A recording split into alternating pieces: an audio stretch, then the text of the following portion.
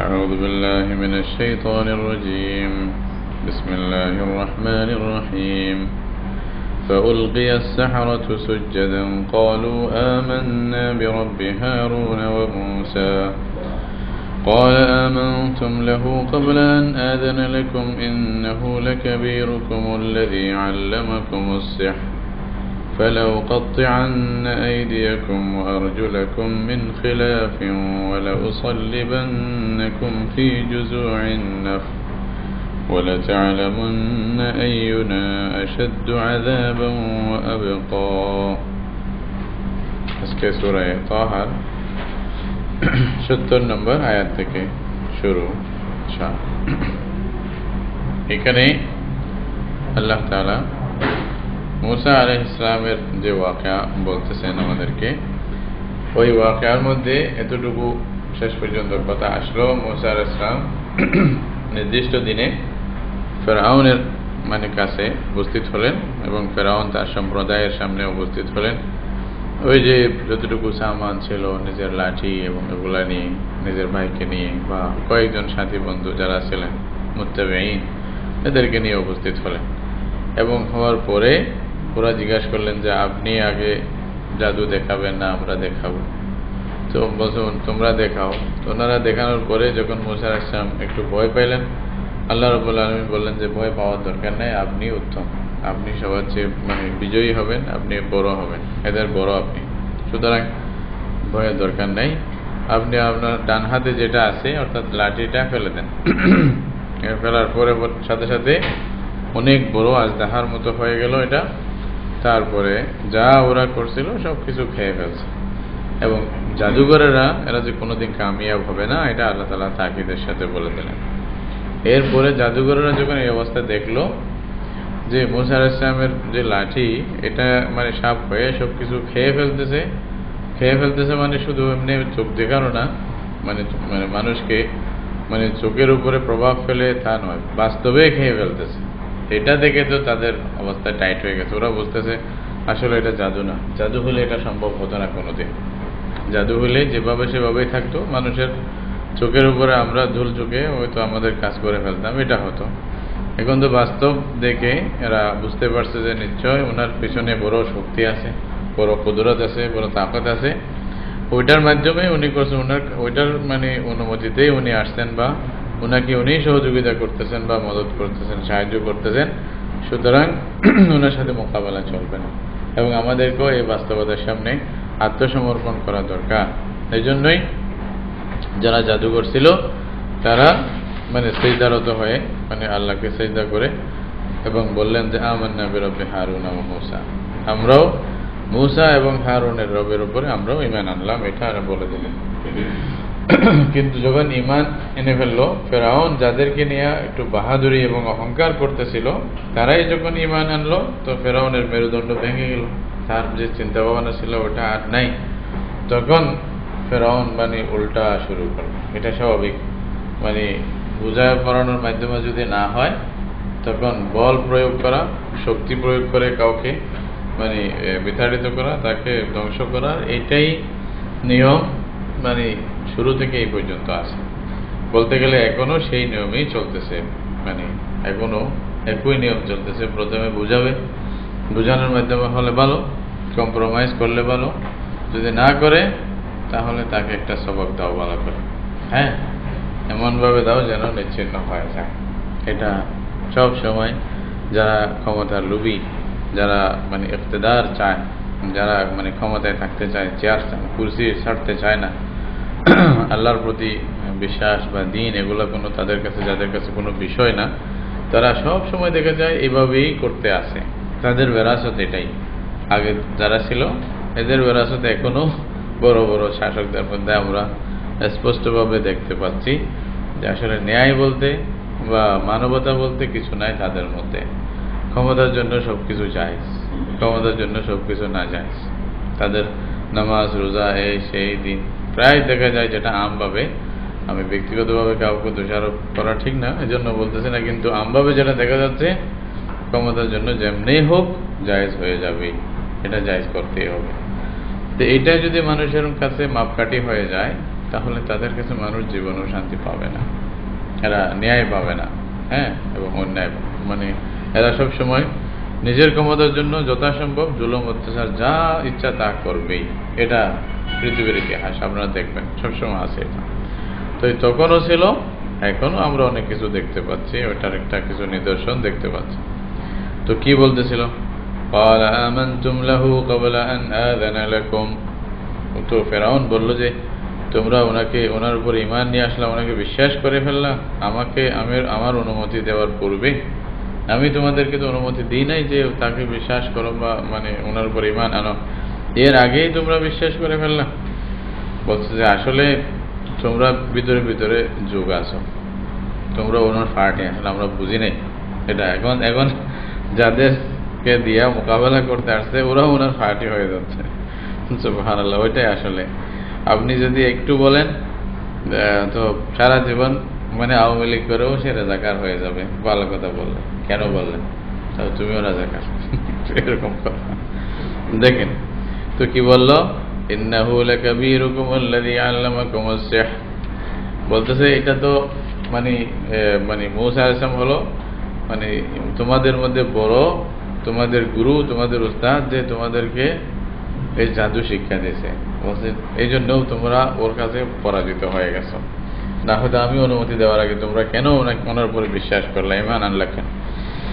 তো বলছে ফালা উকাত্তিআন্না আইদিয়াকুম ওয়া আরজুলাকুম মিন খিলাফিন। বলছে আমি তোমাদেরকে কঠিন শাস্তি দেব, যারা যারা এরকম করছো তাদেরকে কঠিন শাস্তি দেব। সেই ইতিহাস দোহারানো হচ্ছে বারবার। কিরকম? তোমাদের হাত কেটে ফেলবো, তোমাদের পা কেটে ফেলবো, মানে এভাবে মানে উল্টা দিক দিয়ে, মানে একটা ডান একটা বাম, এভাবে উল্টা দিক দিয়ে মানে তোমাদের হাত পা কেটে দেব। ওয়ালা উসাল্লিবান্নাকুম ফি জুযুইন নাখলি। তোমাদেরকে শুলিতে লটকাবো, আমি ছড়াবো। কোথায়? মানে খেজুর গাছের যে মানে ভিত্তি, ওটার গোড়ার মধ্যে, ওটার গোড়াকে মানে একটু মানে ইয়া করে ওই মানে সেলের মতো করে এটার উপরেই শুলিতে লটকাবে, ওটার উপরে ওনাকে শুলিতে লটকাই মেরে ফেলবে, এটা আর কি। এইরকম ভাবে তোমাদেরকে শাস্তি দেব। ওয়ালা তা'লামুন্না আইয়ুনা আশাদ্দু আযাবান ওয়া আবকা।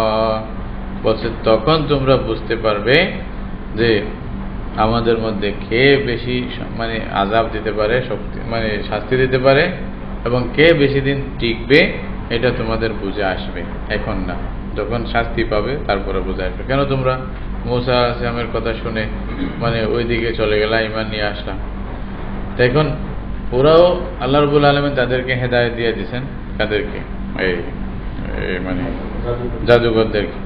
তো জাদুঘরদেরকে যে হেদায়েত দিলেন, এদের হেদায়েতের মধ্যে ওরাও খুব মজবুত ছিলেন।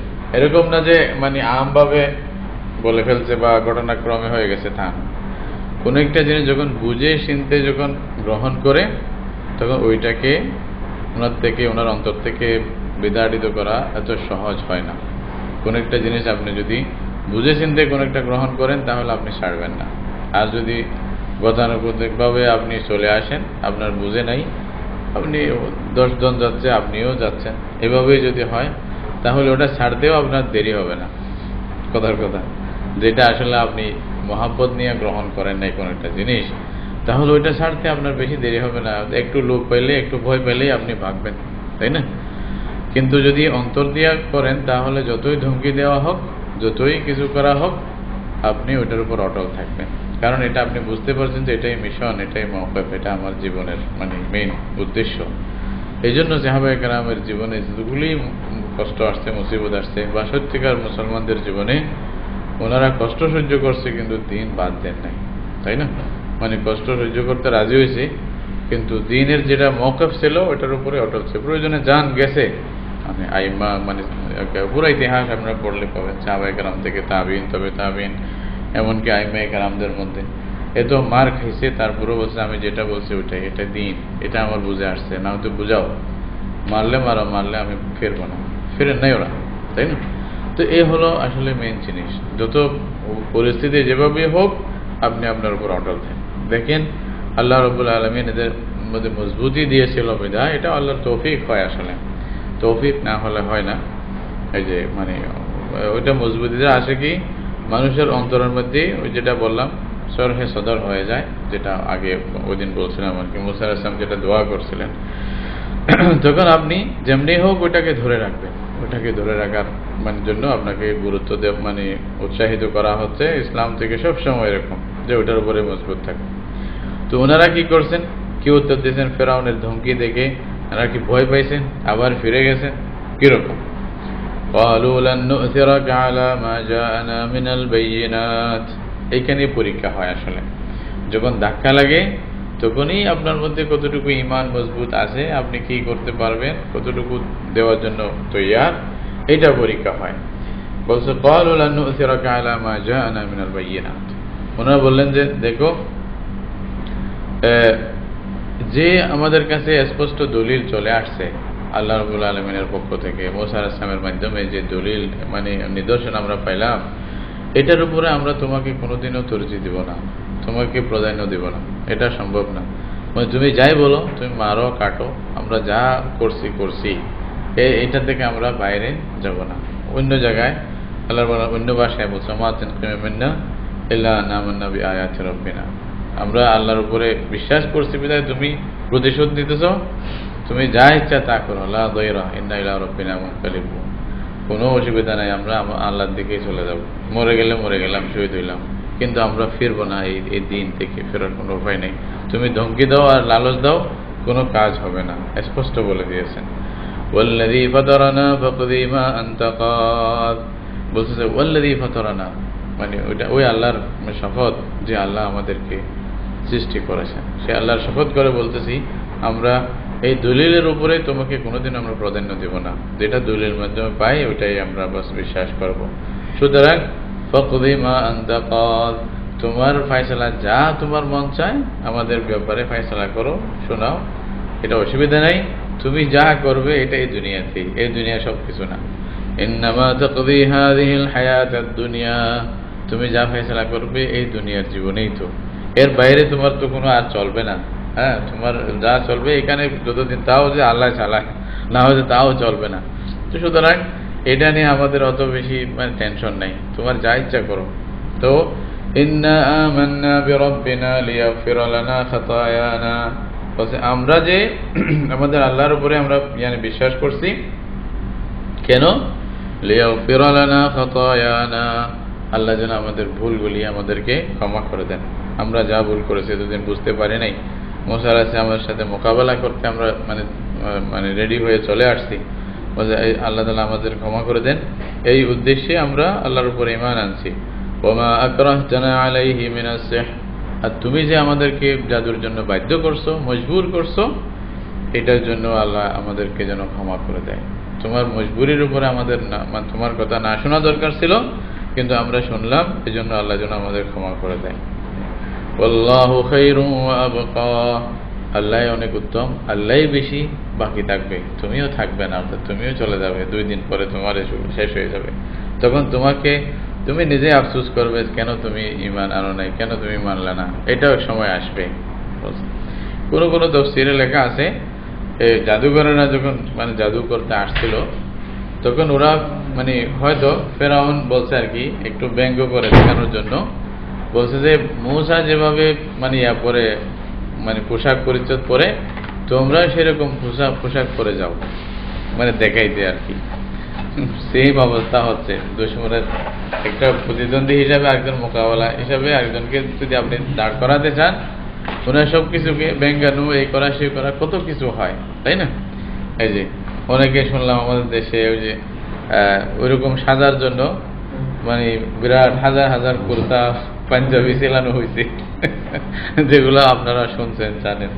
তো এক হিসাবে প্রায় মিল, বুঝছেন, ফেরাউনিয়তের সাথে এই জমানার ফেরাউনিয়ত কম না আসলে, হয়তো সেরকম কোনো সুযোগ পাচ্ছে না বিধায়, তাহলে দেখবেন অনেক কিছু। তো যাই হোক, তো উনি নাকি মুসা আলাইহিস সালামের মতো লেবাস পরতে বাধ্য করছিলেন ওদেরকে। তো ওরা মুসা আলাইহিস সালামের সেই লেবাস পরছিল, এরকম জুব্বা টুব্বা পাগড়ি এগুলা নিয়েই আসছিল। তো আল্লাহ রাব্বুল আলামিনের ওই আদাটাও ভালো লাগছে আর কি, এটাও একটা স্বভাব তাদের হেদায়েতের মধ্যে আসার মধ্যে। কোনো কোনো তাফসীরে লেখছে আর কি এগুলা, ওই নুকতা বাদাল ওকু হিসেবে।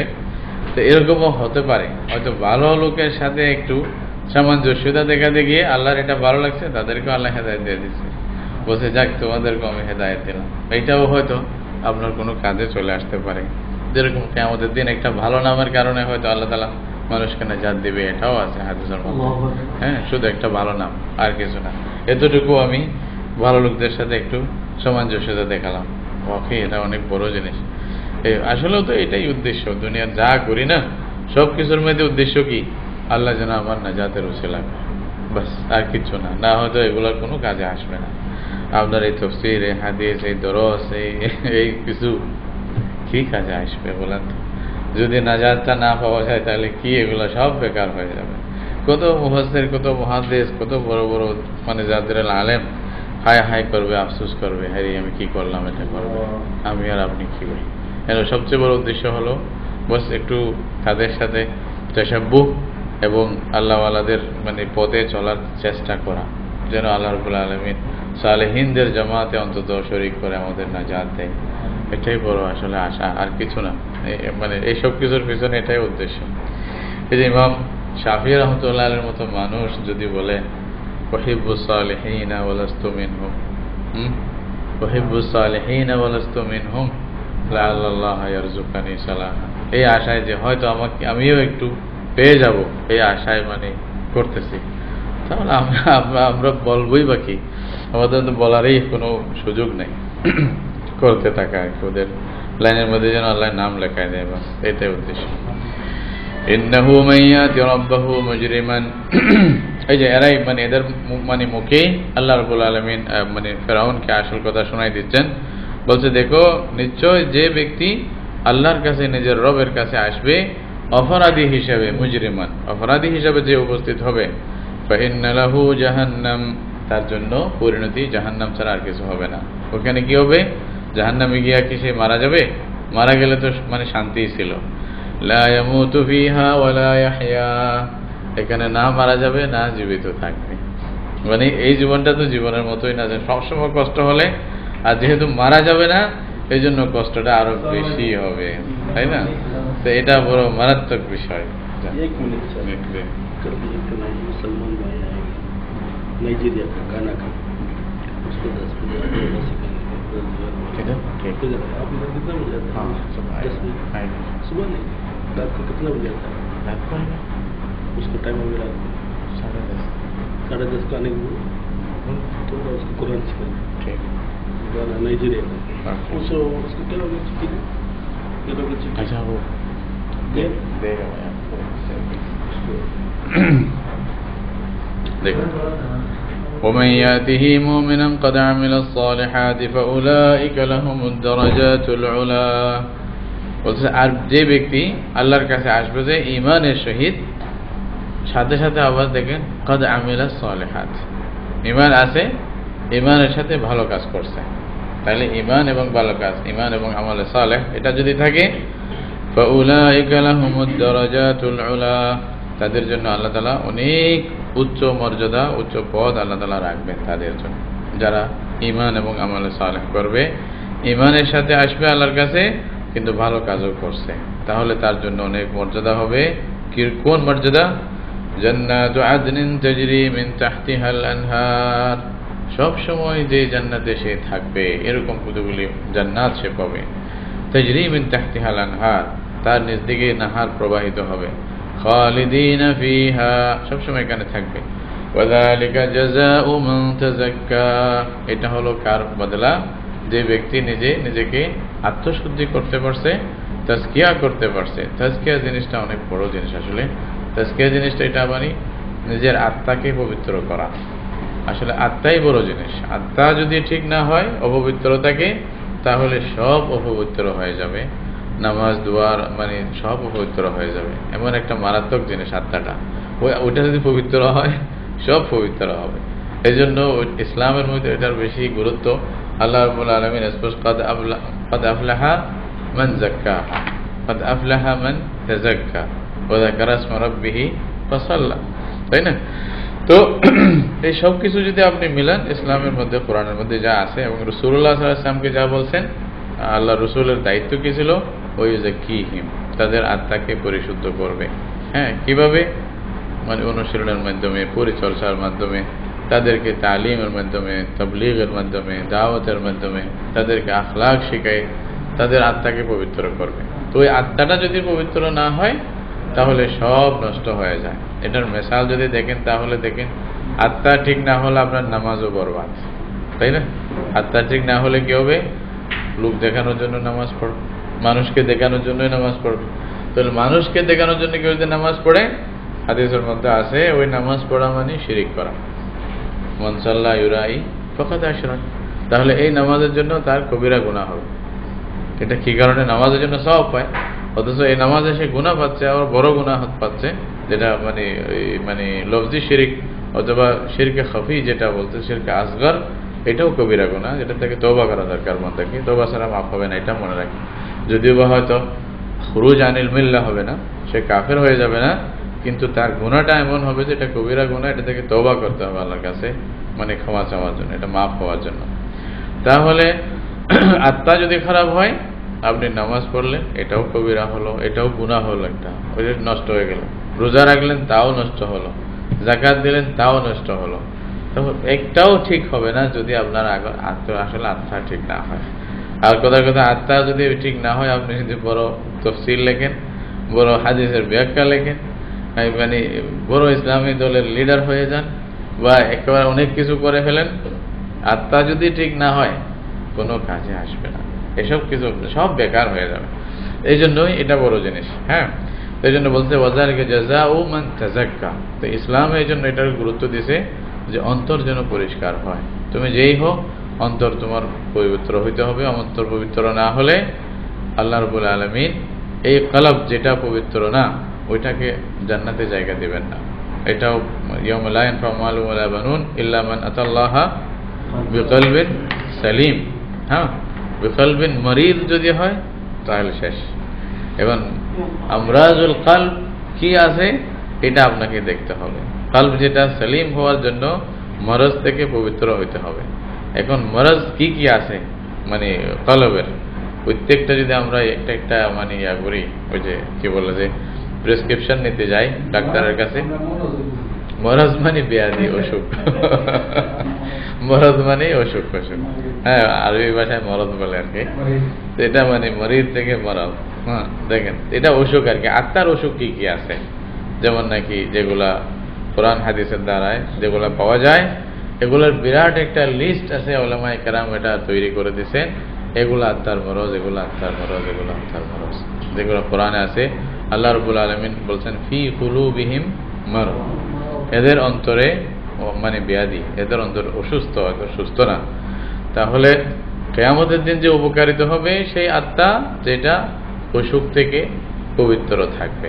আর যদি অসুখ থেকে পরিত্রাণ না পায়, সে আত্মা আল্লাহ রাব্বুল আলামিন সম্মান দিবেন না। আর আপনি যদি কথার কথা এক আত্মার মধ্যে 10-20টা ওষুধ থাকে, আপনি এক ওষুধ খাইয়ে সবাই তো আর হবে না, এক একটার জন্য আলাদা আলাদা ওষুধ খাইতে হবে। হ্যাঁ, আপনাকে ঠিক করতে হবে আমার অন্তরের মধ্যে 20টা অসুখ আছে, তাহলে আমি আস্তে ধীরে একটা একটা একটা একটা করে ঠিক করব। প্রথমে হাসদ, এটা দেখি ঠিক করা যায় কিনা। তারপরে বুগজ, আরেকজনের প্রতি হিংসা, হ্যাঁ, আরেকজনকে মানে শ্রদ্ধা করতে না পারা, নিজের মতো মানে যেমন হাদিসের মধ্যে আছে লা ইউমিনু আহাদুকুম হাত্তা ইউহিব্বা লি আখিহি মা ইউহিব্বু লি নাফসিহি, নিজের জন্য যেরকম ভালোবাসি আরেকজনকে ভালোবাসতে না পারলে আমি ঈমানদার নই। তাহলে এরকম যদি আমার মধ্যে মন মানসিকতা না থাকে, এটাও একটা আত্মার মরজ, তাই না? এটা থেকে আমাকে মানে উত্তরণ পাইতেই হবে, যেমনি হোক এটা থেকে আমাকে নাজাত পাইতে হবে। এভাবে হাসদ আছে, হাসদ থেকে আমাকে নাজাত পাইতে হবে, গীবত থেকে নাজাত পাইতে হবে, শিকায়ত থেকে নাজাত পাইতে হবে, রিয়া থেকে পাইতে হবে, মানে বুখল থেকে নাজাত পাইতে হবে। এরকম আপনি যদি হিসাব করেন, উলামায়ে উম্মতের মধ্যে যারা মানে ডাক্তার, মানে রুহানি ডাক্তার যারা ছিলেন, তারা এরকম স্পষ্টভাবে বলে দিয়েছেন বা কোরআন হাদিসের ভিত্তিতেই কোন কোনটি বিষয় আত্মার মরজ বা আত্মার ব্যাধি কাকে বলা হয়, ওগুলা প্রত্যেকটা থেকে আমার আত্মাকে সুস্থ রাখতে হবে, সুস্থ রাখার চেষ্টা করতে হবে। এটার জন্য প্রয়োজনে খুব তিক্ত ওষুধ খাইতে হবে, প্রয়োজনে এমনকি খুব তিক্ত, এটা অসহ্যকর, তারপরেও খাইতে হবে আত্মাকে ঠিক করার জন্য। ফর এক্সাম্পল, তানভীর রহমতুল্লাহ আলাইহির মানে দরবার একজন আসছে, উনি ওয়াজ করতেছিলেন। তো দেখতেছে যে উনি একজন হুজুর, বড় হুজুর, উনি আসতে পরে ওয়াজ চলতেছে, উনি দেখতেছেন উনি কিভাবে আসতেছে। তো দেখলো যে উনি সবার স্যান্ডেল রাখা আছে, তো উনি সামনে আসিয়া কয়েকজনের স্যান্ডেল সরাই নিজেরটা রাখিয়ে তারপরে ঢুকছে। তো যখন প্রবেশ করছে ওইখানে ভিতরে বসার আগে হযরত তানভীর রহমতুল্লাহ আলাইহি বলছে খড়ে হয়ে যায়, ওনাকে বললেন যে দাঁড়াও সবাই সামনে, কান পকড়িয়ে। এখন এটা খুব তিক্ত একটা ওষুধ ছিল, মানে ধুরে লোকের সামনে একটা হুজুর কানটা না খাবে, এটা কেমন কথা, মানে এটা মারাত্মক একটা শাস্তি না। তো উনি গ্রহণ করছে, কারণ মরজ ছিল, এই মরজকে ঠিক করতে হলে আমাকে এই তিক্ত ওষুধ খাইতে হবে। হুজুর বলছে বাস কানটা না খাইছে, যাইয়ে বলছে ওই মানে যাদের মানে মানে স্যান্ডেল জুতা মানে এদিকে সরাইছো ওইটা ঠিক রাখো, সবাই শেষে তোমারটা রাখিয়া তারপর আসো। ছোট একটা জিনিস কিন্তু আর তার মরজ এটা কিভাবে ধরছে, উনি ধরছে যে না এখান থেকেই তো শুরু হবে, ক্যান্সার হবে, এটা হয়তো এটাকে নষ্ট করে দেবে, এই জন্য ওখান থেকেই উনি এলাজ শুরু করছে। সুবহানাল্লাহ। এই যে আল্লাহর বান্দা সম্পর্কে শুনছি আমরা, কটিয়া মুফতি সাহেব হুজুর রাহমাতুল্লাহ আলাইহি একবার নাকি বলছে যে নামাজের পরে যারা যারা জামাত পায় নাই সবাই দাঁড়ায় কান ধরে থাকো, যারা যারা জামাত পায় নাই তারা সবাই দাঁড়াও, কান ধরো। প্রসঙ্গক্রমে সেখানে বোয়ালি সাহেব হুজুর ছিলেন রাহমাতুল্লাহ আলাইহি, উনিও জামাত পান নাই, উনি সবাই আগে উঠে কান ধরে থাকে। এটা এরকম তিক্ত ওষুধ নিতে হবে ভাই আমাদের আত্মাকে ঠিক করার জন্য। আসলে ডাক্তারই তো পাই না, আমরা ডাক্তারই তো পাই না, এটা অভাব, এটা দুর্ভাগ্যের বিষয়। যদি এরকম ডাক্তার পাওয়া যেত তাহলে আমাদের আত্মা আরো সুস্থ হতো, অবস্থা আরো অনেক ভালো হতো, আল্লাহ অনেক ভালো করতো। আসলে আল্লাহ তৌফিক দিক সবাইকে। কথায় শোনাই দেওয়া আর কি, একটু যেন উৎসাহ হয় যে কোনোদিন যদি সুযোগ হয় তাহলে কিছু একটা করবো ইনশাআল্লাহ। দেখেন وَلَقَدْ أَوْحَيْنَا إِلَى مُوسَىٰ أَنْ أَسْرِ بِعِبَادِي فَاضْرِبْ لَهُمْ طَرِيقًا فِي الْبَحْرِ يَبَسًا لَا تَخَافُ دَرَكًا وَلَا تَخْشَىٰ। আল্লাহ রাব্বুল আলামিন তারপরে মূসা আলাইহিস সালাম, এটার মধ্যখানে আরো ঘটনা আছে। এক সময় আসলো, আরো যখন অত্যাচার করতেছে, জুলুম করতেছে, তখন আল্লাহ তাআলা মূসা আলাইহিস সালামকে অনুমতি দিলেন, বলছে এক সময়ে আপনি নিজের মানে যারা বনি ইসরাইলের যারা আছে সবাইকে নিয়ে আপনি সফর করেন, চলে যান, মানে এটা ত্যাগ করেন। এখন কেমনে যাবেন, আল্লাহ নিয়ে যাবে, এটা নিয়ম আল্লাহ তাআলা বলবে। আল্লাহ বলছে আমি মূসাকে ওহী করলাম, মূসার কাছে ওহী পাঠাইলাম, আন আসরি বিইবাদি, আমার বান্দাদেরকে নিয়ে আপনি সফর করেন। ফাদরিব লাহুম তরিকান ফিল বাহর, এবং তাদের জন্য সমুদ্রে একটা রাস্তা বানাও, মানে আপনি লাঠি মারার মাধ্যমে রাস্তা তৈরি করো সমুদ্রের মধ্যে। কিরকম? শুকনা রাস্তা, রাস্তা মানে হবে যে ইয়াবাসান, একেবারে শুকনা। এখানে এরকম হবে না যে মানে হয়তো রাস্তার মধ্যে খুব মানে ফ্যাক হয়ে যাবে অথবা মাটি কাদা মাটি হবে, আপনারা ডুবে যাবেন, এরকম না, শুকনা মানে একটা রাস্তা হবে। লা তাখাফু দারাকান ওয়ালা তাখশা, তাহলে এরা আপনাকে ধরে ফেলবে এই রকম ভয়ও হবে না। দারাকান সেটাঙ্গার ভাষার সাথে কাছাকাছি আর কি, বুঝেন না, মানে এরা ধরবে যে এরকম আপনার কি মানে ভয় করতে হবে না, এবং নিজের মানে এরকম কোনো ভয় থাকবে না, আপনি এভাবে নিয়ে তাদের চলে যান। এখানেও পুরা ঘটনা বলা হয় নাই, পরে কেমনে হবে এটা অন্য সূরাতে আল্লাহ রাব্বুল আলামিন লম্বা করে আরো বলছেন কেমনে হয়েছে। ফাতবাহুম ফিরআউন বিজুনুদিহি, ফিরআউন কি করছে, ওদের পিছনে পিছনে চলছে নিজের লস্কর সহ নিয়ে। এটা ঘটনা কি ছিল আপনারা জানেন, যে মূসা আলাইহিস সালাম যখন ঘোষণা করলেন যে অমুক দিন আমরা সবাই এই দেশ ত্যাগ করে মিশর ত্যাগ করে চলে যাব, মানে মানে কোথায় যাব, আল্লাহ যেদিকে নিয়ে যায়। এটা বনি ইসরাইলের মহিলারা করছে কি, ওই কিপ্তি মহিলাদের যাদের সাথে সম্পর্ক ছিল, যাদের কাছে কাজ করত, তাদের থেকে বলছে যে আমরা একটু বেড়াইতে যাব, গয়নাগুলো আমাদেরকে একটু মানে হালাত দেন, আবার আসিয়া ওয়াপস দিব আর কি। তাই জন্য স্বর্ণ যাদের থেকে পাইছে, কাপড় চোপড়, এরা সব মানে উধার নিয়ে একসাথে গেছে। ওরা বলছে যে ঠিক আছে, আবার গরিব মানুষ আবার দিয়ে দিবে পরে, এরকম মানে অনেক অনেক দেশে এরকম রেওয়াজ আছে। এরকম তো দেশে বলছে যে আপনার চুরিটা দেন, আপনার হাটটা দেন আমাকে, আমি আবার ফিরে আসতেছি, ফিরে আসে আবার দিয়ে দেবো। সে ওরা নিছে, সবাই একসাথে মানে রওনা দিচ্ছে। রওনা দেওয়ার পরে যখন সামনে যাচ্ছে, এদিকে ফেরাউন যখন জানতে পারছে যে এরা বনী ইসরাইলরা সবাই মূসার সাথে চলে যাচ্ছে, এটা শুনে ওনার লস্কর এবং সবাইকে নিয়ে বলল যে ওনার পিছা করো, হ্যাঁ, পিছনে পিছনে এদেরকে মানে ধাওয়া করো, যেখানেই পাও এদেরকে গ্রেফতার করো, ধরে ফেলো। তো ও সমস্ত লস্কর নিয়ে পিছনে দৌড়ানো শুরু করছে। ওইদিকে নীল নদী দরিয়ার সামনে গিয়ে মূসা আলাইহিস সালাম এখন নদীর সামনে কি করবে? এখন এক সামনে নদী, পিছনে ফেরাউনের লস্কর, দুনো দিকেই মত, মানে পিছনে গেলেও মত, সামনে গেলেও তো স্বাভাবিক দেখতেছে এই সমুদ্রের মধ্যে মত। তো এখন বনী ইসরাইল বললো যে মূসা আলাইহিস সালামকে, ইয়া মূসা ইন্না লামুদরাকুন, মূসা আমরা তো ধরা খাইলাম, এখন কি করব? না সামনে যেতে পারি না পিছনে যেতে পারি। তো মূসা আলাইহিস সালাম বললেন যে লা মূসা তোমরা ভয় করিও না, ইন্না মাইয়া রব্বি সায়াহদিন, বলছে আমার সাথে আমার আল্লাহ আছে, আল্লাহ হেদায়েত দেবে, তোমরা চিন্তা করিও না কি করতে হবে। তো আল্লাহ রাব্বুল আলামিন মূসা আলাইহিস সালামকে ওহী করলেন যে লাঠি দিয়া মানে সমুদ্রের মধ্যে একটা মানে মারো, আঘাত করো। তো এক আঘাতে 12টা রাস্তা হয়েছে। হ্যাঁ, তো 12টা রাস্তা হয়েছে কেন? কারণ বনী ইসরাইল তো না, এক রাস্তা দিয়ে সবাই যাবে না, এক গ্রুপ আর এক গ্রুপের সাথে যাবে না। তো এখন সবাই মুমিন, তো আল্লাহ তাআলা ঠিক আছে 12 জনের জন্য 12 গ্রুপের জন্য 12টা রাস্তা করো। তো 12টাই রাস্তা হয়েছে। তো কিরকম হয়েছে? ফাকানা কুল্লু ফিরকিন কাত্তাউদিল আযীম, কোরআনে আছে এটা মানে একটু বড় বড় পাহাড়ের মতো হয়ে পানি জমে গেছে একসাথে, পানি উভয় পাশে মানে একটু সরে জমে গেছে, বড় বড় পাহাড়ের মতো হয়ে মধ্যখানে রাস্তা হয়ে গেছে। মানে সূর্যকে বলছে যে একটু মানে ইয়া দিতে, মানে ওটার মধ্যে মানে আলো দিয়ে যেন এটাকে বেশি করে মানে শুকায় ফেলে তাড়াতাড়ি। ওই আল্লাহর হুকুম যেটা, হঠাৎ এমনভাবে শুকাইছে যেন একেবারে রাস্তার মধ্যে মানুষ যাইতে পারে, কোনো অসুবিধা নেই। এখন এরা রাস্তা দিয়ে রওনা দিছে। ওই সমুদ্রের ওই পারে যখন যাচ্ছিল তখন ফেরাউনের লস্কর এই সমুদ্রের এই পাশে আসিয়া দেখতেছে এখানে রাস্তা হয়ে গেছে। এখন ওই যে মানে কোনো কোনো তফসির আছে আর কি, ফেরাউনের যে ঘোড়া বা ঘুরনি ছিল তার মানে ইয়ার মধ্যে মানে ঘোড়া, তো ঘোড়ার মধ্যে সবার ছিল, ঘোড়া চাচ্ছিল যে না যাবে। আসলে জানোয়ারদের মধ্যে আল্লাহ তাআলা কতগুলি বৈশিষ্ট্য দিছে, বিপদ সম্পর্কে জানতে পারে আগে থেকেই। হ্যাঁ, এদের একটু খবর হয়ে যায় কতটুকুর মধ্যে বিপদ থাকলে ওইখান থেকে দূরে সরতে মানে চায়। তো খুব চেষ্টা করছে না আসবে, কিন্তু ফেরাউন বাধ্য করে না, যাবেই, যাইতেই হবে। আসলে তো ওইটা তকদিরে আসেও। তো যখন চাচ্ছিল আসবে না, হযরত জিবরাইল আলাইহিস সালাম ওর আগে নাকি একটা ঘূর্ণি দিয়ে দিছে দৌড়। তো দৌড় দিছে, ওইটা দেখে জোশের মধ্যে দিছে দৌড়, আর ওদিকে সেদিকে খেয়াল করে নাই। তো ফেরাউন নিজে গেছে সকল লস্করকে যেমন একেবারে মধ্যখানে সমুদ্রের মধ্যখানে চলে গেছে। আল্লাহ পানিকে বলছে যে তোমার কাজ ছিল ডুবানো, তো আমি মানা করছিলাম মূসার কওমকে, মূসাকে ডুবাবে না। তো এখন ওই বাধা এখন আর নাই, এখন তোমার কাছে তুমি ফিরে যাও আবার।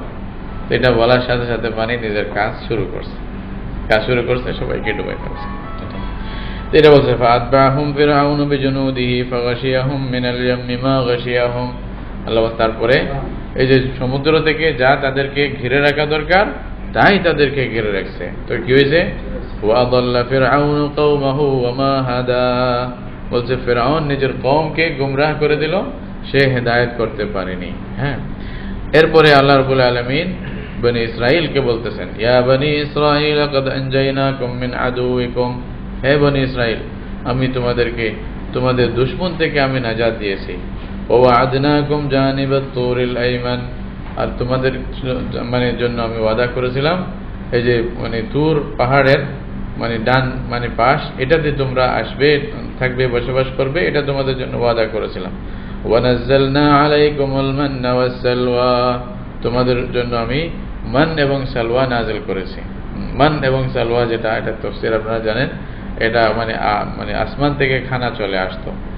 তো মানে যেটা মান বলতেছে এটা হলো এই যে ইয়ার মধ্যে সকালবেলায় মানে শিশির যেরকম জমে যায় না, এরকম গাছের পাতার মধ্যে মানে এদের জন্য খাওয়া হালুয়া এরকম জমে যাইতো সকালবেলা, ওখান থেকে নিয়ে ওরা খাইতো, এটা আসমান থেকে তৈরি হয়ে আসতো।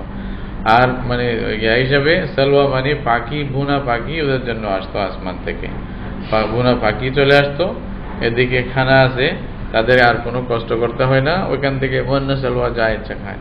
এই জন্য আমাদের এমন একটা আম পরিবেশা হয়ে গেছে যে ভালো কোনো মফত যদি খাবার পায় বলছে বাবা বলে ভালো বন্যা সালোয়া খাচ্ছে এরকম বলে। তো বন্যা সালোয়া আসলে ওইটাকেই বলতেছে আর কি, মানে এই যে বনে ইসরায়েলকে যেটা দেওয়া হয়েছিল। তো কিন্তু দুর্ভাগ্যবশত তারা করছে কি, আল্লাহ রাব্বুল আলামিনের পক্ষ থেকে যে নিয়ামত মানে যে বরকত দেওয়া হয়েছে এরা তা অস্বীকার করছে। এটাকে মানে উল্টা মানে বলছে যে না এটা আর কতদিন খাবো, আমরা নিজে করে খাইতে চাই, বুঝেন না, বেশি বুদ্ধি আর কি মানুষের। তো নিজে মানে করে খাইতে চাই, নিজে মুসিবতে পড়ছে। আল্লাহ রাব্বুল আলামিন কি বলছেন, কুলু মিন তাইয়্যিবাতি মা রাযাকনাকুম, তোমাদের যে রিজিক দিয়েছে এটা তোমরা উত্তম রিজিকগুলো খাও। ওয়ালা তাতগাউ ফি, এই ব্যাপারে তোমরা মানে সীমা লঙ্ঘন করবে না, খবরদার, যেটা সীমা দেওয়া আছে ওটার বাইরে যাবে না, আল্লাহর নিয়ামতের নাশকরি করবে না। ওয়ায়াহিল্লা আলাইকুম গাযাবি, যদি এরকম করো তাহলে তোমাদের উপরে আল্লাহর গজব, আল্লাহ বলছে আমার গজব, আমার রাগ তোমাদের উপরে হালাল হয়ে যাবে, তোমাদের উপর আসবে, চলে আসবে। ওমান ইয়াহলিল আলাইহি গাযাবি ফাকাদ হাওয়া, আর যার উপরে আমার মানে রাগ হবে, হ্যাঁ, যার জন্য আমার রাগ চলে আসলো সে তো ধ্বংস হবেই। আসলে আল্লাহর রাগ যদি চলে আসে সে ধ্বংস হবে না, সে কি বাঁচতে পারবে? কোনোদিনও পারবে না। ওয়া ইন্নী লাগাফফারুল লিমান তাবা ওয়া আমানা ওয়া আমিলা সালিহান সুম্মা ইহতাদা, বলছে আমি অনেক অনেক ক্ষমা করি, কাকে? লিমান তাবা ওয়া আমানা, যে তওবা করছে। তওবা করছে মানে শিরক থেকে কুফর থেকে তওবা করে ঈমান আনছে, সাথে সাথে বলতেছে ওয়া আমানা, ঈমান আনছে, ওয়া আমিলা সালিহান, ভালো কাজ করছে, সুম্মা ইহতাদা, এরপরে হেদায়েতের উপরে ছিল, তাই না? মানে মত পর্যন্ত কয়েক শব্দে সারা জীবনের কথা বলে দিল কিভাবে চলবে। এর জন্য আল্লাহ লাগাফফারুন, এই আয়াতটা আপনারা হয়তো আল্লাহর ঘরের মধ্যে যেখানে উপরে ওই যে গিলাফ লেখা আছে না, ওই প্রথমে যখন সাক্ষাৎ হবে ওই লেখা আছে সুবহানাল্লাহ, উপরে দেখলে দেখা যায় এই পুরো আয়াতগুলো লেখা আছে, ওয়া ইন্নী লাগাফফারুন লিমান তাবা ওয়া আমানা ওয়া আমিলা সালিহান সুম্মা ইহতাদা। আল্লাহু আকবার। ওয়ামা আ'জালাকা আন কওমিকা ইয়া মূসা, তো এখন আল্লাহ রাব্বুল আলামিন মূসা আলাইহিস সালামকে বলতেছেন, মানে মূসা, মানে কি হলো তোমার কওমকে তুমি এত মানে জলদবাজি করে তাড়াহুড়া করে কেন নিয়ে আসলা, কি হলো? এটা একটা ঘটনা আসতেছে, পরে বুঝবেন। ক্বালা হুম উলাই আলা আসারি ওয়া আজিলতু ইলাইকা রাব্বি লিতারদা, তো মূসা আলাইহিস সালাম বললেন যে আল্লাহ এগুলা সব তো আমার পিছনে পিছনে আছেই, আর আমি আল্লাহ তোমার কাছে জলদি আসতে জন্যই যেন তুমি তাড়াতাড়ি রাজি হয়ে যাও, খুশ হয়ে যাও, না হয়তো আমার আর কি, আমার কওমকে তাড়াতাড়ি নিয়ে আসার উদ্দেশ্য আল্লাহ তুমি যেন তাড়াতাড়ি আমাদের উপর রাজি হও। ক্বালা ফাইন্না ক্বাদ ফাতান্না কওমাকা মিন বা'দিক ওয়া আদাল্লাহুমুস সামিরি, মূসা আলাইহিস সালামকে আল্লাহ রাব্বুল আলামিন পরে তুর পাহাড়ে আবার ডাকলেন যখন প্রথমে 30 দিন, তো পরে আবার 10 দিন বাড়াই, মানে 40 দিন পর্যন্ত মূসা আলাইহিস সালাম ওই যে মানে তাওরাত নিয়ে আসার জন্য ওখানে গিয়েছিলেন। তো ওই যে মূসা আলাইহিস সালাম নিজের কওমদের কিছু লোকদেরকেও আবার নিয়ে গেছিলেন। তো বলছে যে তুমি যখন ছিলে না, তোমার পরে তোমার কওমকে আল্লাহ বলছে আমি একটা ফিতনায় ফেলছি, পরীক্ষায় ফেলছিলাম, হ্যাঁ, এরা মানে একটা পরীক্ষা, ইমানের পরীক্ষা হয়েছিল তাদের, কি হয়েছে, এরা ফিতনায় পড়ে গেছে, এদেরকে সামিরি নামে একজন সে গুমরাহ করছে। সামিরি এটাকে, সামিরি এটার ব্যাপারে তাফসীরে যেরকম লেখা আছে, বলতেছে ওর নামও নাকি মূসা ছিল, সামিরি যে তার নামও ছিল মূসা, আরেক সামিরি ছিল, আরেক মূসা ছিল যে মূসা আলাইহিস সালাম।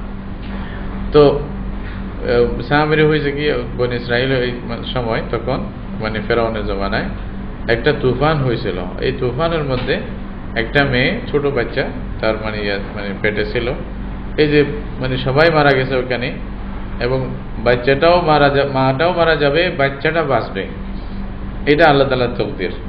তো ওখানে সব মারা যাবে, মানে তুফানের মধ্যে কিস্তিতে যারা ছিল সব মারা যাবে, কিন্তু বাচ্চাটা বাঁচবে যেটা মায়ের পেটে আছে। এখন এই তাকদীরের জন্য কিরকম ব্যবস্থা হলো, আল্লাহ তাআলা ফেরেশতাদেরকে পাঠাইছেন, হযরত জিবরীল আলাইহিস সালাম ছিলেন, আরো যারা ছিলেন, এবং আল্লাহর তাকদীর মধ্যে যেরকম হয়েছে মহিলাটার প্রসবের ব্যবস্থা হলো, তারপরে বাচ্চাটা একটা মানে এই যে কাঠের উপরে এটা বেঁচে ছিল, ওই বাচ্চাটাকে এখন তো বাঁচবে, কোথায় রাখবে, কে নিয়ে যাবে, এটা আল্লাহ জানে, ফেরেশতারাও তো জানে না। তো জিবরীল আলাইহিস সালাম আল্লাহর কাছে বললেন যে বাচ্চাটাতে আমার খুব আদর লাগতেছে, আল্লাহ অনুমতি দিলে আমি এই বাচ্চাটাকে পালবো। কে? হযরত জিবরীল আলাইহিস সালাম। হযরত জিবরীল আলাইহিস সালাম তাকে পালা শুরু করলেন। কি করতেন? হযরত জিবরাইল আলাইহিস সালামের এক মানে আঙ্গুল থেকে দুধ আসতো, এক আঙ্গুল থেকে মধু আসতো তার জন্য।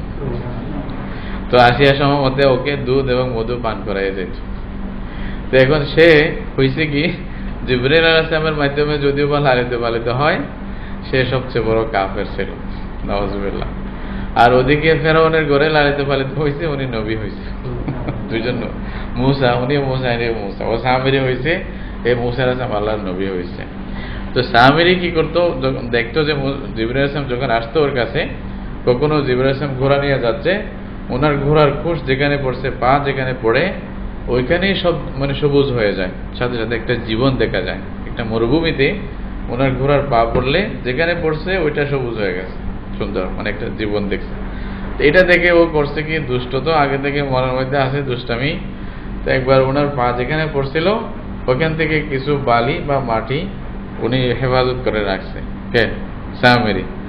তো মুসা আলাইহিস সালাম যখন মানে ইয়ার জন্য চলে গেছে, তওরাত নিয়ে আসার জন্য, তখন সে করছে কি, একটা যে মানে গরুর চামড়াকে, ওই গরুর চামড়ার ভিতরে স্বর্ণগুলি জমা করছে, মানে যারা যারা স্বর্ণ নিয়েছিল স্বর্ণগুলি সব জমা করে গরুর চামড়ার একটা মানে এরকম বাছুর একটাকে দাঁড় করাইয়ে ওটা একটা মানে মূর্তির মতো মানে খাড়া করছে, খাড়া করে ওটার ভিতরে স্বর্ণ দিয়ে সুন্দর করে সাজাইছে।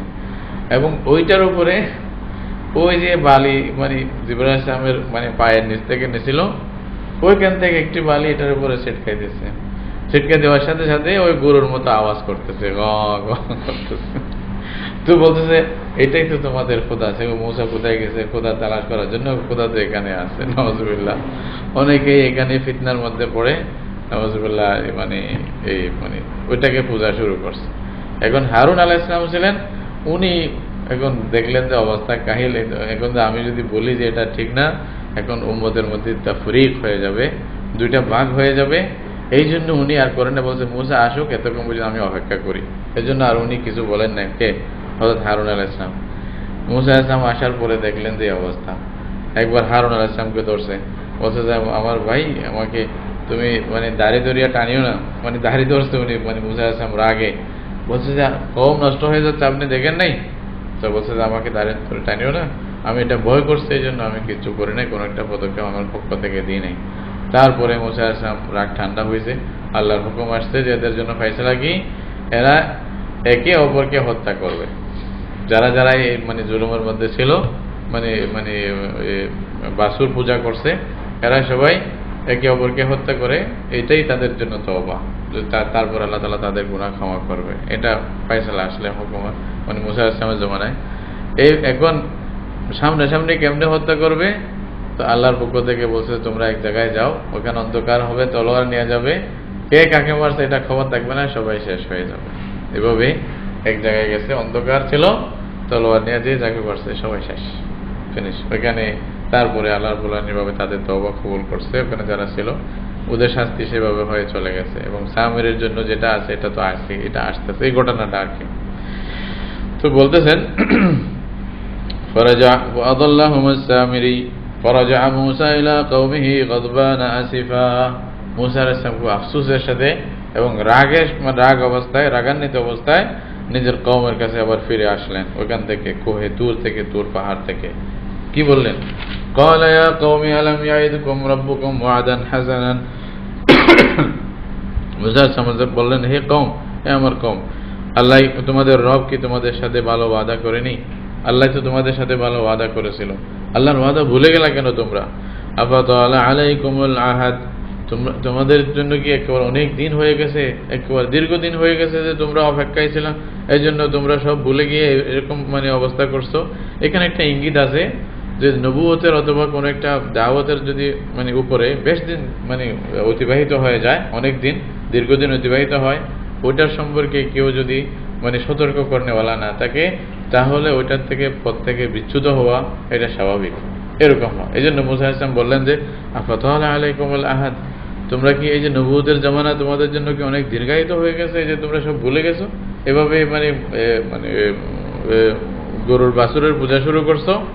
আমারাতুম আইয়াহিল্লা আলাইকুম গাযাবুম মির রাব্বিকুম, নাকি তোমরা চাচ্ছ যে তোমাদের রবের পক্ষ থেকে তোমার উপর একটা রাগ চলে আসুক, এটাই চাচ্ছ? ফাখলাফতুম মাওইদি, আমার ওয়াদা তোমরা মানে খেলাফ করছো, ভঙ্গ করে দিয়েছো, আমার সাথে ওয়াদা খেলাফি করছো, আমার সাথে যে ওয়াদা করছিলা যে আল্লাহর ইবাদত করবে, অন্য কাউকে মানবে না, তোমরা এটা খেলাফ করে ফেলছো।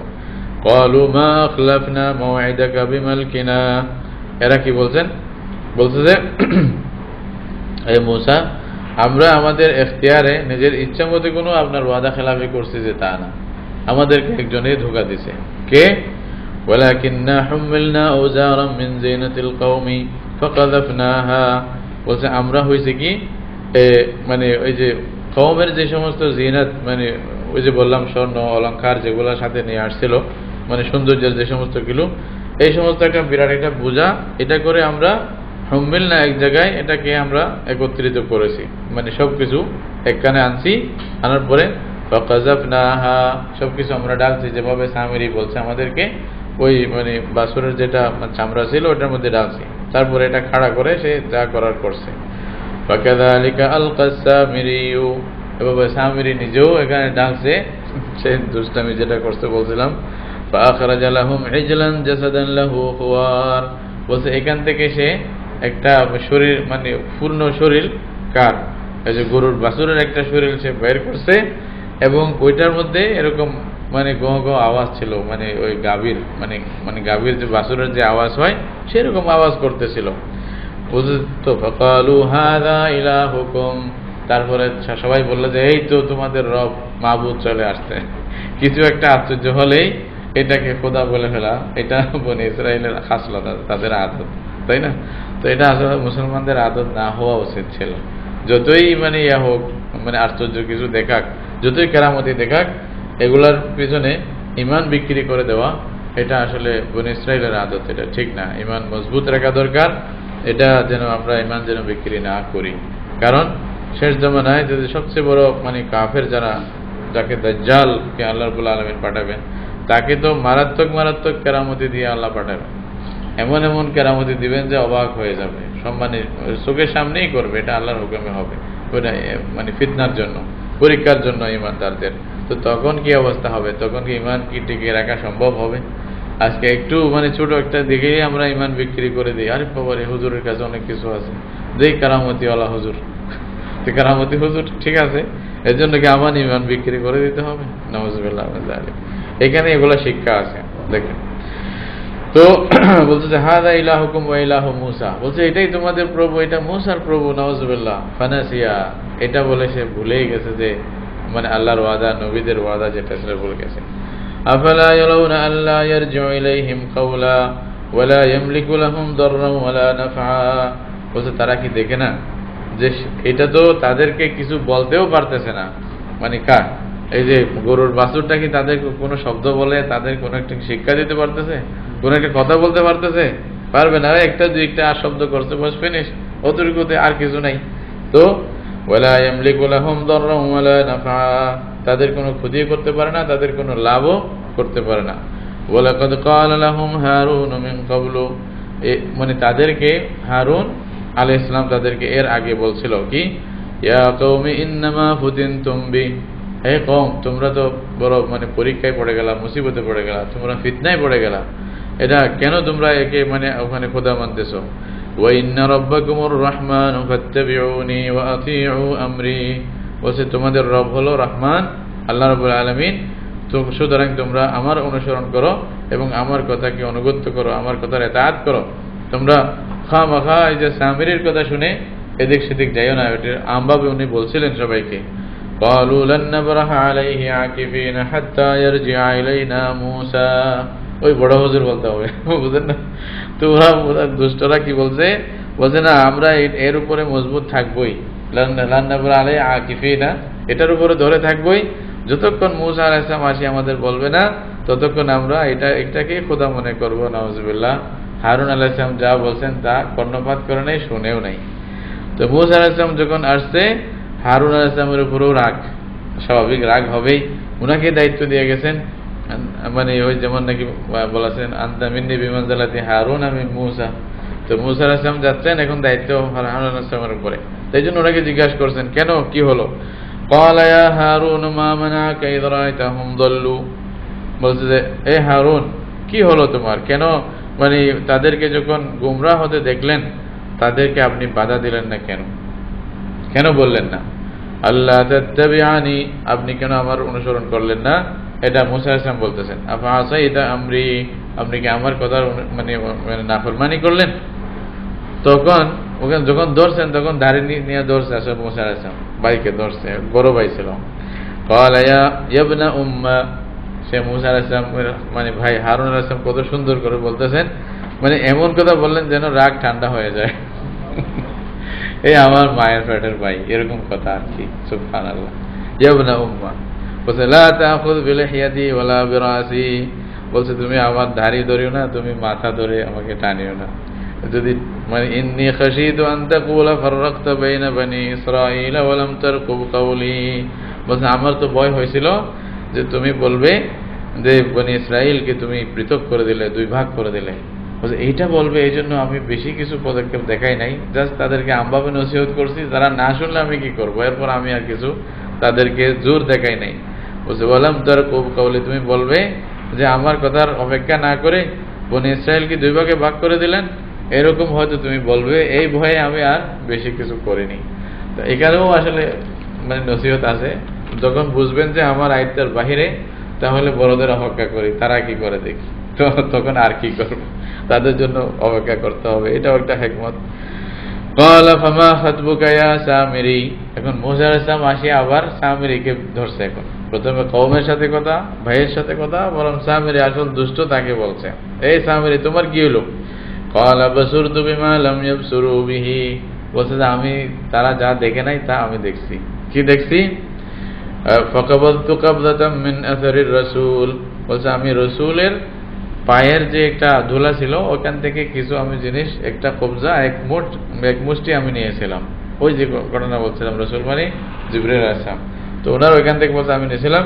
ফানাবাযতুহা, বলছে যে ওইটা আমি ওইখানে ফেকছি, আর উপরে ওই যে স্বর্ণের যেটা বানাইছিলাম মানে এই যে বাছুর, ওইটার উপরে, ওইটা ঢালার পরে ওয়া কাযালিকা সাওয়ালাত লি নাফসি, এভাবে আমার মন এভাবে একটা তরতিব দিয়েছে, বলছে এটাই হয়েছে, এটাকে আমি পরে খোদা বলে প্রচার করছি মানুষের কাছে। মুসা আলাইহিস সালাম যখন ধরছে তো আর না বলে পারে না, তখন এই যখন স্বীকার করছে তার দোষের কথা, ক্বালা ফাযহাব ফাইন্না লাকা ফিল হায়াতি আন তাকুলা লা মিসাস ওয়া ইন্না লাকা মাও'ইদান লান তুখলাফা ওয়ানজুর ইলা ইলাহিকা আল্লাযী যালতা আলাইহি আকিফান লানুহাররিকান্নাহু থুম্মা লানানসিফান্নাহু ফিল ইয়াম্মি নাসফা।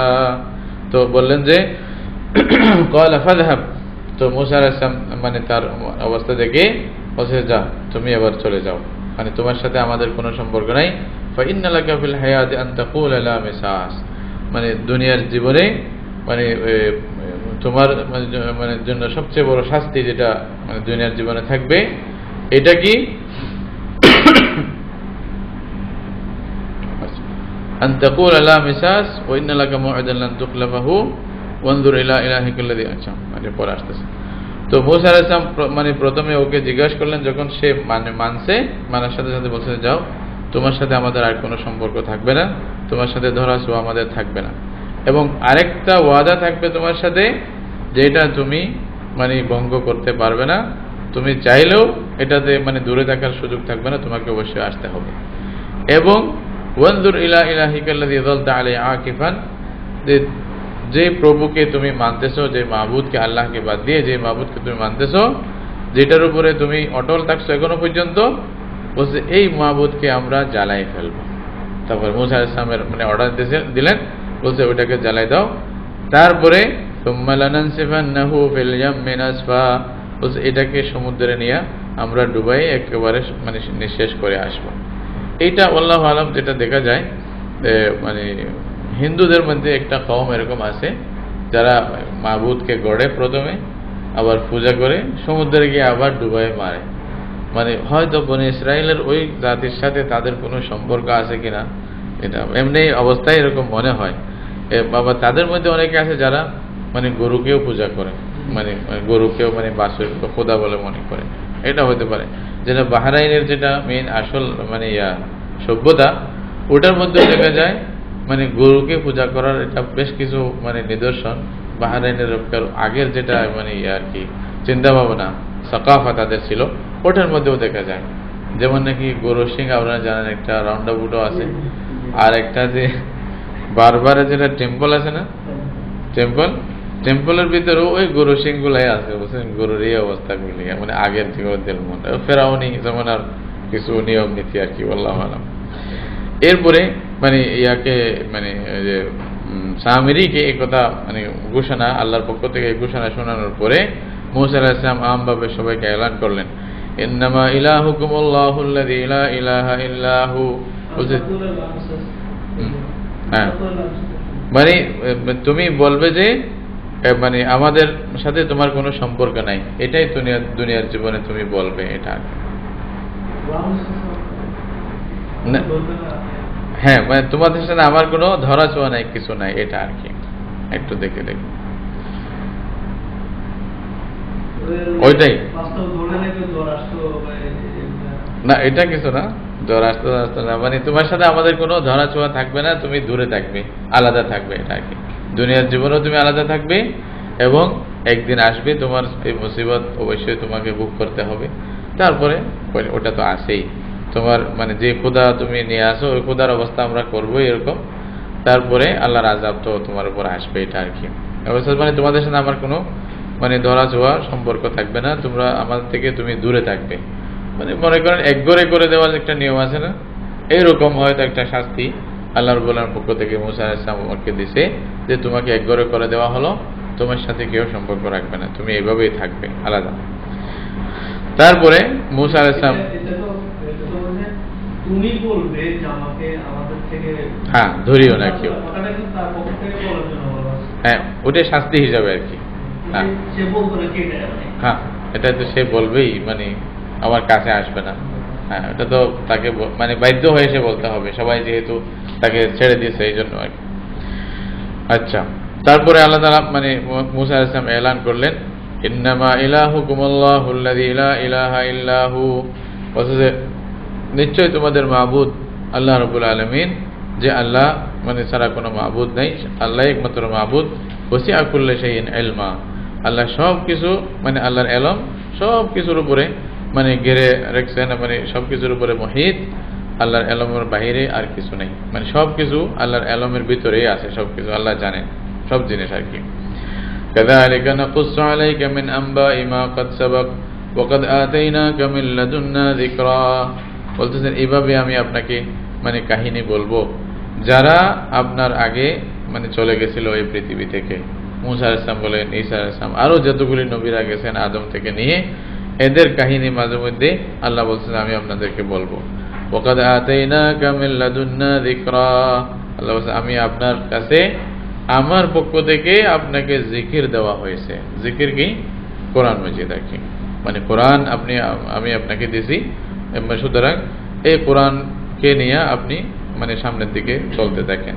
এইখানে মূসা আলাইহিস সালামের যে নবুয়ত ছিল ওইটাকে যেরকম জিকির হিসাবে বলা হয়েছে, রাসূলুল্লাহ সাল্লাল্লাহু আলাইহি ওয়াসাল্লামের উপরে যে নবুয়ত আসছে ওইটাকেও আল্লাহ রাব্বুল আলামিন যিকরা শব্দ বললেন। যদিও অন্য জায়গায়ও আছে, ইন্না নাহনু নাযালনা যিকরা ওয়া ইন্না লাহু লাহাফিজুন, কোরআনকে জিকির আল্লাহ অনেক জায়গায় বলছেন, এই জায়গায় বলে কথা নেই। তো মান আরাদা আনহু ফাইন্নাহু ইয়াহমিলু ইয়াওমাল কিয়ামাতি ওয়িজরা, বলছে যে ব্যক্তি এই জিকির থেকে আল্লাহর স্মরণীয় বাণী মানে যেটা আছে এটা থেকে যে মুখ ফেরাবে, কিয়ামতের দিন সে অনেক গুনাহ নিজের উপরে উঠাবে, অর্থাৎ সে তার মানে বোঝা অনেক ভারী হবে কিয়ামতের দিন, মানে পিঠের উপর উঠাইতেই হবে, মানে গুনাহ নিয়ে তাকে আসতে হবে। খালিদিনা ফিহি মানে এই মানে আযাবের মধ্যে সে সব সময় থাকবেই। বিজরার মানে যদি আযাব নেন এই আযাবের মধ্যে সব সময় থাকবে। ওয়াসালাহুম ইয়াউমাল কিয়ামাতি হিমলা, বলতে সেদিন তার এই যে বোঝা তার জন্য সবচেয়ে মারাত্মক মানে আকার ধারণ করবে, সবচেয়ে বড় মারাত্মক জিনিস যেটা সে মানে বহন করতেছে। ইয়াউমা ইউনফাখু ফিস-সূরি ওয়া নাহশুরুল মুজরিমিনা ইয়াউমাইযিন যুরকা, আল্লাহ বলছে সেদিন আমি মানে ওই সিংহার মধ্যে ফুঁক মারবো, হ্যাঁ মানে ফুঁক মারা হবে আল্লাহর পক্ষ থেকে। ওয়া নাহশুরুল মুজরিমিনা, বলছে যে আল্লাহ যারা অপরাধী তাদের সবাইকে সেদিন আমি জমা করব, একজন দুজন না, সবাইকে জমা করব। ইয়াউমাইযিন যুরকা, তাদের চোখের মানে এই যে মানে কালার হ্যাঁ নীল হয়ে যাবে, অর্থাৎ চোখের কালার নীল হয়ে যাবে মানে চিন্তায় তারা বিভোর হয়ে যাবে, তারা ভয়ে তাদের অবস্থা কাইল হয়ে যাবে, চোখের মানে চোখ কালো হয়ে যাবে, চোখের অবস্থা হ্যাঁ দেখতেই বোঝা যাবে যে সে ভীত একজন লোক, হ্যাঁ চোখের কালার ঠিক থাকবে না। ইয়াতাখাফাতুনা বাইনাহুম, এরা মানে পরস্পরের মধ্যে চুপকে চুপকে কথা বলবে, চুপে চুপে কি বলবে, ইল্লা বিস্তুম ইল্লা আশরা, বলছে যে তোমরা দুনিয়াতে কয়দিন ছিলা, শুধু 10 দিন। 10 দিন মানে কিছুদিন আর কি। তো অনেক সময় আরবি ভাষায় ওই যে আশরা সাবআ এই সমস্ত কত কিছু বলে, আসল উদ্দেশ্য মানে যেটা মানে নির্দিষ্ট সংখ্যা উদ্দেশ্য না, কিছু বলা এটা আর কি, শুধু 10 দিনই দুনিয়াতে ছিলা, এর বাইরে তো তোমরা বেশি থাকো নাই, এখন কি অবস্থা হবে। নাহনু আ'লামু বিমা ইয়াকুলুন, আল্লাহ বলেন আমি খুব ভালো জানি এরা যা বলতেছেন। ইয ইয়াকুলু আমসালুহুম তরিকাতান ইল্লা বিস্তুম ইল্লা ইয়াওমা, বলে এদের মধ্যে যারা মানে ভালো খবর রাখে, যারা খুব জ্ঞানী গুণী, যারা মনে করে তারা বলতে তো শুধু একদিনেই ছিল, 10 দিন না, দুনিয়ার জীবনে যা ছিল এটা একদিন, তো হয়তো একদিনও হবে না, তাদের কথা আর কি। এরপরে আল্লাহ রাব্বুল আলামিন ওয়াসআলুনাকা আনিল জিবাল ইত্যাদি সম্পর্কে অন্য একটা প্রসঙ্গ এনে এই সূরার মানে ইতি টানবেন আর কি। এইখানে এই যে মানে কাফেররা আরো কি কি রাসূলুল্লাহ সাল্লাল্লাহু আলাইহি ওয়াসাল্লামকে কাছে প্রশ্ন করছে, এরকম আরো দুই একটা প্রশ্নের উত্তর এখানে দিবেন। ওয়াসআলুনাকা আনিল জিবালি বলে পাহাড় সম্পর্কে তারা যে প্রশ্ন করছে এটার উত্তর দেবে ইনশাআল্লাহ। এরপরে আসবে মুসা আলাইহিস সালামের ঘটনা শেষ হলো, এরপরে আদম আলাইহিস সালামের কথা আসবে, তারপরে আমভাবে কথা বলে এই সূরার ইতি টানা হবে। আল্লাহ তাআলা আমাদেরকে তৌফিক দান করুন। সুবহানাকাল্লাহুম্মা ওয়া বিহামদিকা।